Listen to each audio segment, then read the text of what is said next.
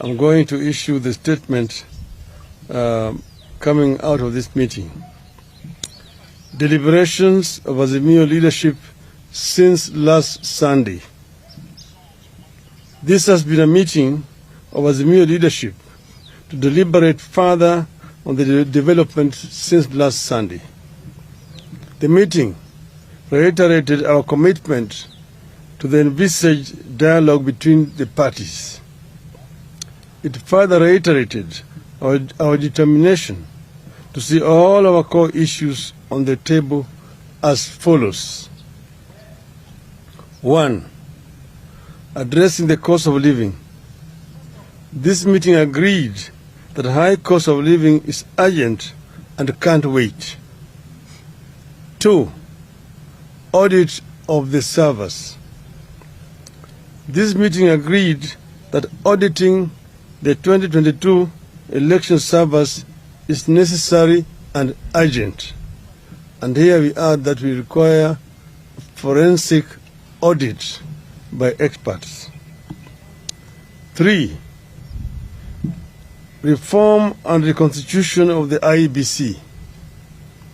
This meeting agreed that electoral reforms are urgent and necessary for future elections. 4. Fidelity to the letter and spirit of multi-party democracy in Parliament. That members of Parliament who want to cross the aisle need to go back and seek the mandate of the electorate. It is the resolution of this meeting that a purely parliamentary process will not serve the intended ends. Our suggestion is to have a conversation at the national level through a process akin to the 2008 National Accord. To this end, the coalition proposes a team drawn from its rank both in Parliament and outside Bunge. We emphasize that all the issues we have laid out in public carry equal weight to us, although high cost of living must be addressed urgently. In this regard, we resolved that the regime must take immediate steps to bring back the cost of unga to Kenya shillings 100 as at the time of the election. We further resolved that Kenya Kwanza must take immediate steps to lower the costs of fuel and put a freeze on the recent increase in the cost of electricity. These are not matters for a committee. They are things that the government just needs to take a decision and implement. Further, we have resolved that the state must immediately take up the costs or waive all medical bills of victims of police brutality, including journalists and the last expense costs of those who lost their lives.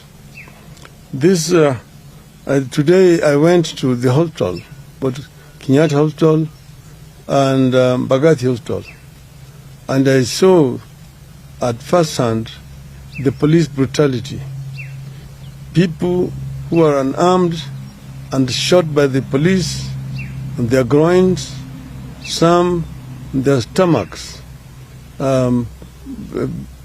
suffering at the hospitals. I know of a number of journalists who also were attacked and who are still hospitalized. And this is why what we are saying is a practice that must end. We have seen too much brutality since this Inspector General, Mr. Comey, took charge. It is even worse than the worst days of dictatorship in this country. Finally, we assure our people and Kenyans that our eyes are firmly on the ball and reiterate that we shall go back to the people as the earliest sign of lack of seriousness by the other side. In other words, if the other side is not serious, we will go back to our people. and continue. End of statement. Thank you. Thank you. Yes?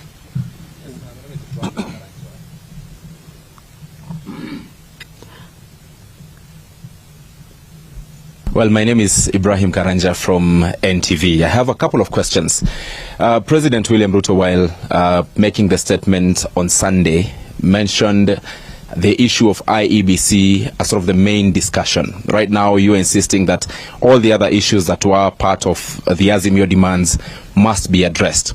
We have also seen the Kenya Kwanza parliamentary leadership talk about this particular process to even state that there will be no handshake, which again, your team has insisted. Perhaps if the president insists on what, or Kenya Kwanza insists on what was on their list, what then happens? Then secondly, we understand that the US Senator for Delaware, Chris Coons, just left the country yesterday. Would you please confirm or deny that the US and President Joe Biden was part of the discussions that may have happened between Azimio and Kenya Kwanza? Thank you. Let me first begin by the first question that you asked. We, of course, talked ourselves. Mr. Ruto made his statement. But I just want to say that that was not the basis of the understanding between the parties that were negotiating or talking between us. That statement fell far short of what had been agreed, and they know it. And that's why in our own statement, reiterated firmly what was going to be the basis of our engagement with Kenya Kwanza. And what we have reiterated in this statement is not different. We have actually mentioned the same issues that we said we wanted to be addressed. Those are the issues which made us go to the streets. And we mentioned them clearly. One, auditing of the servers so that we can put this matter to rest. We understand that some people are trying to tamper with the servers.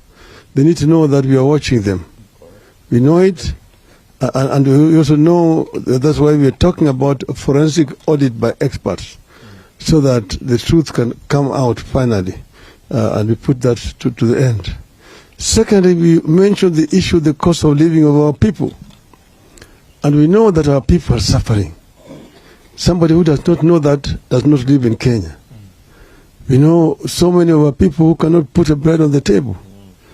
And we said we will not rest until this matter is resolved.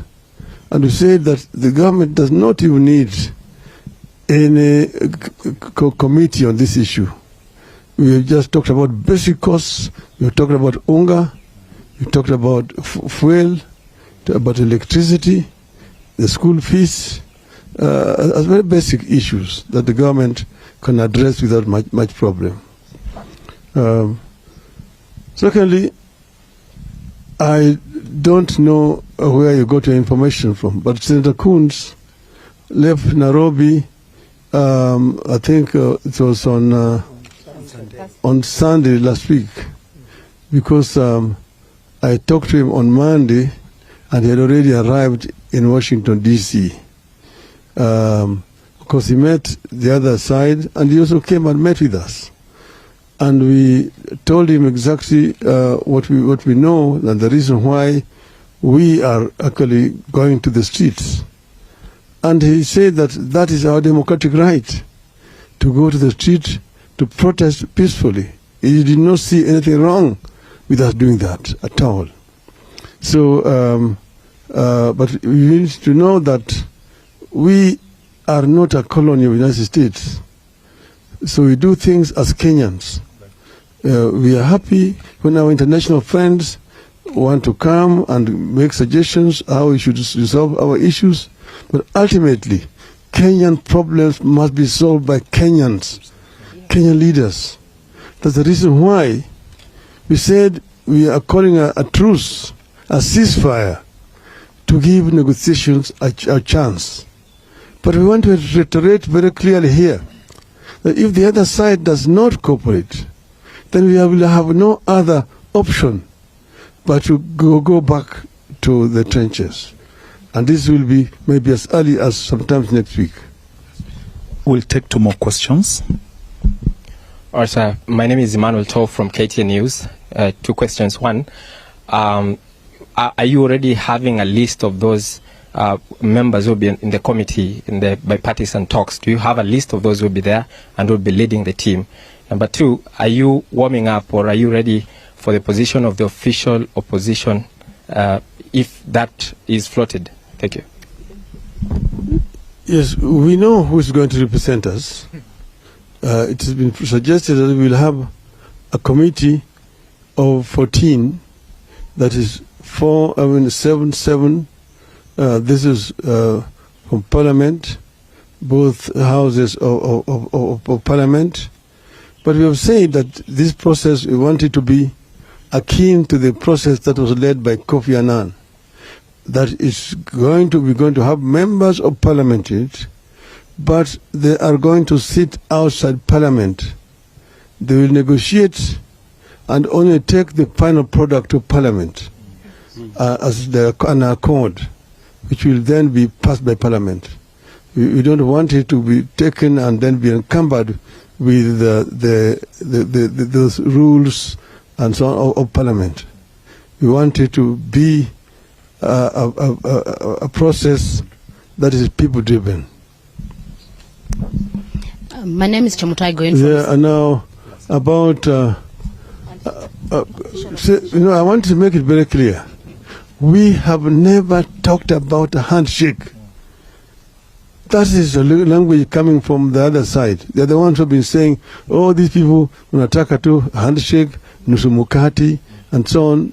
Take it to Mr. Gachagua. Tell me, I don't even want to shake his hands. My name is Chamutai Going from Citizen TV, and I have one question. Looking at the bipartisan approach, is your team maybe concerned about the neutrality of Parliament, alive to the fact that there have been a lot of movements that have been witnessed? And is that why maybe there's that call to have external individuals who are not members of Parliament, noting that maybe there would be allegiance to the various parties that they represent? Now, what we have said is that we will have members of Parliament negotiating with their members of Parliament. But we have also a team to which that team negotiating is going to be reporting to. And we expect that the other side will also have a similar structure. We will not say that these other ones are also going to be negotiating. We'll have members of Parliament negotiating, but they are going to be answerable to a team of leadership from Azimio. Last question. My name is Justice Ocheng from Daily Nation. So, Dinga, you mentioned that there were prior meetings between members of your team and members from the government side, and that the president's address fell short of the issues that had been discussed. Maybe what are these issues that were discussed, and who are these members of these teams, and when did they meet? That is not really an issue of concern to you, when they met and so on. And those who met actually were representatives, emissaries from both sides. But you need to know that the request came from the other side. And our people responded and gave conditions. There have even been allegations that I met Mr. Ruto, maybe, I don't know, in the Mara and so on. Nothing could be further from the truth. There's been no meeting between me and Mr. Ruto. But we say that the statement did not include what had been agreed. And that's why we took the opportunity and the privilege to reiterate the issues that were put on the table. Thank you very much.